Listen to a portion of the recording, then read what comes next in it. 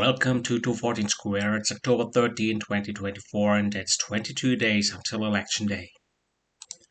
Over the last couple of days, we had several events, like a new book by Bob Woodward about Trump being in contact with Putin, and Joe Biden unhappy with Bibi Netanyahu, Prime Minister of the State of Israel. Florida was hit by another hurricane, the second one in 2 weeks, and it was a Category 5 hurricane, even though it was Category 3 when it hit Florida directly. The effects were not that harsh than expected, but still hard enough, and some people are considering to moving away from Florida. We also got new numbers about created jobs in the United States and about inflation. The economy is not slowing down, and so people are thinking that the economy got a soft landing or even avoided a real recession. This could be good for the president, but also good for everybody who is involved in the stock market. 3 months after an assassination attempt in Butler, Pennsylvania, Donald Trump reappeared on the same side together with tech tycoon Elon Musk. And Elon Musk is supporting Donald Trump and his MAGA campaign with his own super PAC. Let's go straight to numbers. We got some interesting news from Georgia and from Michigan. First of all, we can see that in the electoral college today, Kamala Harris has improved her numbers, but is still lagging behind Donald Trump, who would win the election with 287 votes. And here you can also see that at the moment, Donald Trump has some kind of a momentum after he had to slow down in late September. Unlike the Electoral College, Kamala Harris is leading Donald Trump with 3.7 million voters who are in favor of Kamala Harris. We can see here that Donald Trump has only 54.8 million Americans who would vote for her. We can see this in the following chart, where we can see that Donald Trump is currently lagging behind and that undecided voters are going down. But he was in favor of the voters when President Biden was still in the race. Looking at the map, you can see how the map has changed over the last time, because now Michigan and Georgia are no longer tied and Pennsylvania is now blue again. But this is not the case for Wisconsin. Wisconsin is voting Donald Trump at the moment, and Nevada at the moment is voting Kamala Harris. If you want to see the states that flipped this week in the polls, you can see Georgia is now in favor of Donald Trump, same with Michigan. Both are very narrow leads.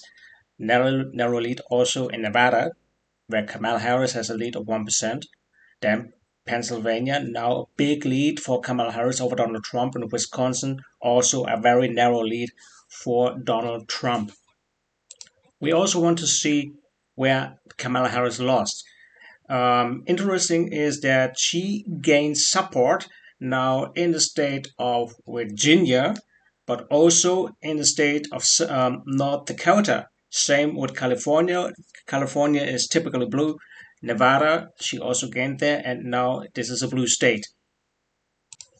But she lost big in Montana and in Arizona, in Wisconsin. She lost in Indiana, in Ohio, in Michigan. This is the Rust Belt. And she also lost some votes in New York, same with Nebraska, Georgia, and also in Florida. These are very important states. And it's a question if this is now a momentum for Donald Trump or if there's something else happening. Apropos going on, let's also see where Donald Trump has improved his polls. And this is what you can see also in North Dakota and in Nebraska, but also in South Carolina and also in Virginia.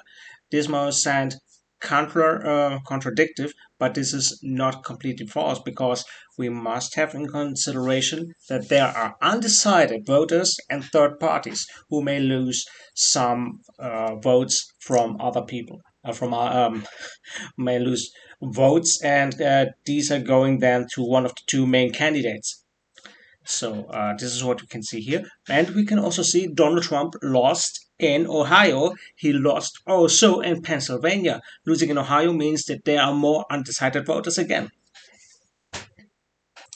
Talk about undecided voters and third parties. You can see that in Montana, Arizona, Ohio, and in Pennsylvania, same with Wisconsin, and also in Georgia, the number of undecided voters and third parties is rising, but they are decreasing in North Dakota, Nebraska, Virginia, in South Carolina, and New Hampshire, and same in California slightly, and in Alaska.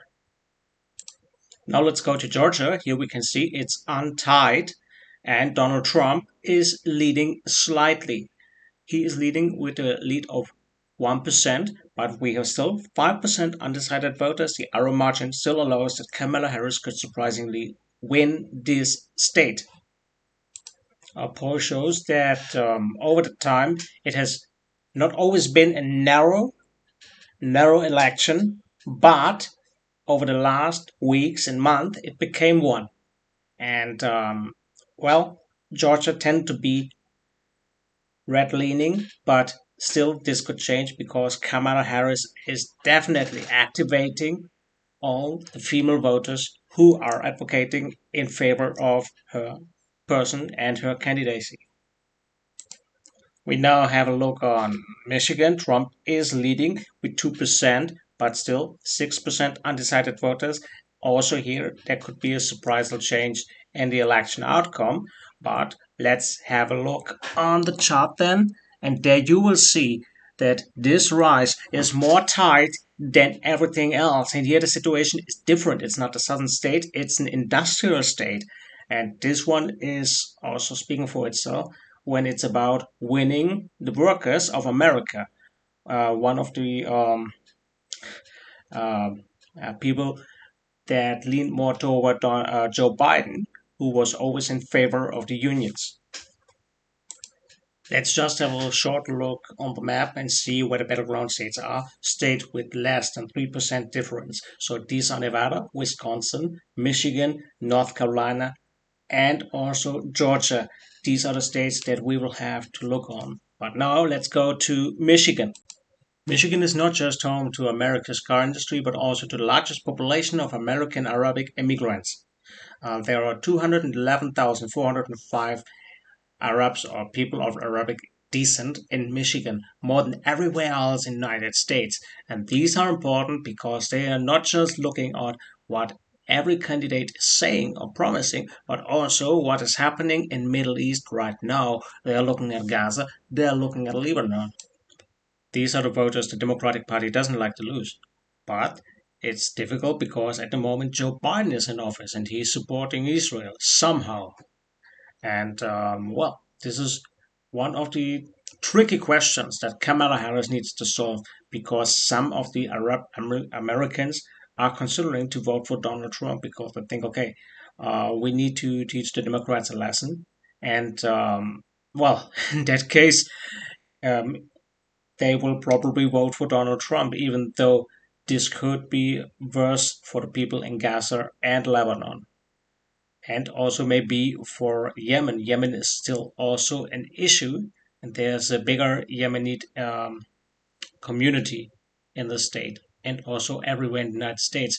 But in Michigan, it is important because it's a large community and they can make a difference, specifically when the difference between both candidates is, for example, less than 1,000 votes. Then let's go to the Wall Street Journal. That is said that Donald Trump is leading on several important issues, and the most important issues in the United States are at the moment the economy, inflation and costs, and immigration and border security. This is where Donald Trump is definitely leading against Kamala Harris. But there are also topics where Kamala Harris is beating Donald Trump, like housing affordability, healthcare. There is also abortion, but also about caring for the American worker and um, being like somebody of us. So people have an easier way to identify themselves with Kamala Harris than with Donald Trump. Something we also need to look up for is the Senate election, as Every term there are Senate election, and the current forecast say that Democrats will have 48 seats and the Republicans will have 41 seats. These are forecasts. It's not final, but it is possible. At the moment, the Democrats have a slight majority in the Senate, and we must also keep in mind that the vice president of the current administration, for example, at the moment, Kamala Harris, can also vote in favor of her party. Looking at the different races, here are several states which are in focus, and there are several states with incumbents which are at risk. For example, you can also see West Virginia with Senator Mnuchin could or will likely lose the race. Then there's also Montana. Joe Tester will also lose the race. We also have Sherrod Brown, Ohio. It is too tight. Same with Michigan, also tight. Pennsylvania seems to be safe. And Wisconsin will likely remain blue. Arizona, the candidate for the Democratic Party has an easy game to play because the current candidate of the Republican Party ran for governor and is highly unpopular. Then we have Nevada. Nevada will remain blue.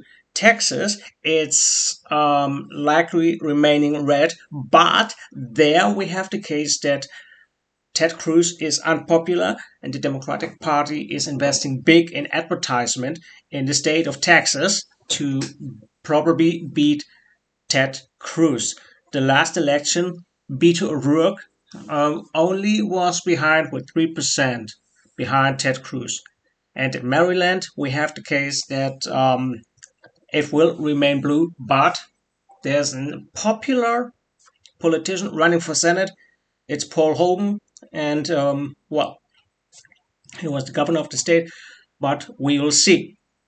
Election on Senate is the same day as the presidential election. We can have a short look on the specific numbers. So you can see in Arizona, Gallego is definitely leading the polls. Same with Maryland. Also, Brooks is leading Hogan by almost 10%. Michigan, it's too tight, 1 point difference. Montana, Joe Tester behind. She, pardon, with 8%. Nevada, Rosen is leading with 8%. Ohio, also, we have an incumbent here with Sherrod Brown. It's also too tight. Remember, Ohio is leaning toward Donald Trump, and Sherrod Brown, a Democratic senator, is only having an advantage of 1% at the moment. Pennsylvania likely remains blue with a difference of 4%. Texas, this is what I said about Ted Cruz. Ted Cruz is at the moment leading with 4%, but this still can change. West Virginia, well, this is a very clear race, even though we don't have actual numbers. It's the coal miner state, and then we also have Wisconsin. Baldwin is leading with 4% against Hogan. So this is what we have about the current state of the Senate. This will also be important because it defines how easy governing will be for the next president of the United States, regardless if it will be either Donald Trump or Kamala Harris. Thank you for watching. If you have any suggestions, any feedback, please let me know. I'm always eager to hear what you are thinking. And also thanks for those people who already provided some feedback. I try to implement it as good as possible, and yeah, it's always very helpful. Thank you very much.